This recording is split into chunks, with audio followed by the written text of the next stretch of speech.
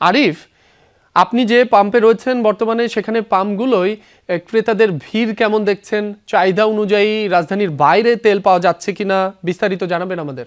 এই জ্বালানি তেল তারা আসলে পাচ্ছে না। অপটিক্যাল ব্রাইটেনার, কালার গার্ড এবং ডার্ট লক সমৃদ্ধ অ্যাডভান্স ফর্মুলায় এলো নতুন রে ডিটারজেন্ট পাউডার। আমি আছি এখানকার একটি পেট্রোল পাম্পের সামনে। এখানে একটু আগ থেকে মাত্র 2 লিটার করে শুধুমাত্র যারা মোটরসাইকেল চালক আছে তাদেরকে 2 লিটার করে দেয়া হচ্ছে। অন্যদিকে হচ্ছে যে ডিজেল এখানে দেয়া হচ্ছে না। এখানে যে সকল তেল দেওয়ার যে সকল মেশিনগুলো রয়েছে সেই সকল মেশিনগুলোতে লেখা আছে ডিজেল নেই। এখন আমরা এখানে যে সকল গ্রাহক কিংবা মোটরসাইকেল চালক যারা রয়েছে তাদের সাথে কথা বলেছি। তারা যেটি বলেছে যে 2 লিটার দিয়ে আসলে তাদের আসলে সম্ভব না, এবং কি এর বাইরে যে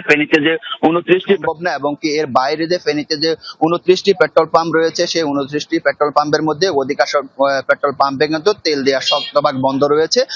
অন্যদিকে হচ্ছে যে কিছু কিছু পেট্রোল পাম্পে হচ্ছে যে সরকারি নিয়ম অনুযায়ী যেটি আজকে বেঁধে দিয়েছে সেই অনুসারে 2 লিটার এবং 10 লিটার করে এভাবে আসলে দেওয়া হচ্ছে। আমি এখানকার যিনি পেট্রোল পাম্প মালিক সমিতির সভাপতি জাফর উদ্দিনের সাথে কথা বলেছি। তিনি যেটি জানিয়েছেন যে ফেনীতে যে 2 লক্ষ লিটারের যে চাহিদা, সে চাহিদা তারা অর্ধেক পেয়েছে। মূলত হচ্ছে যে এই কারণে হচ্ছে যে এখানকার সংকট আরো তীব্র হচ্ছে। তবে হচ্ছে যে এখানকার জেলা প্রশাসকের সাথে কথা বলেছি, তিনি যেটি জানিয়েছেন যারা মূলত হচ্ছে যে অসৎ উপায়ে তেল সংরক্ষণ করছে তাদের বিরুদ্ধে তিনি অভিযান পরিচালনা করবেন। রাব্বি।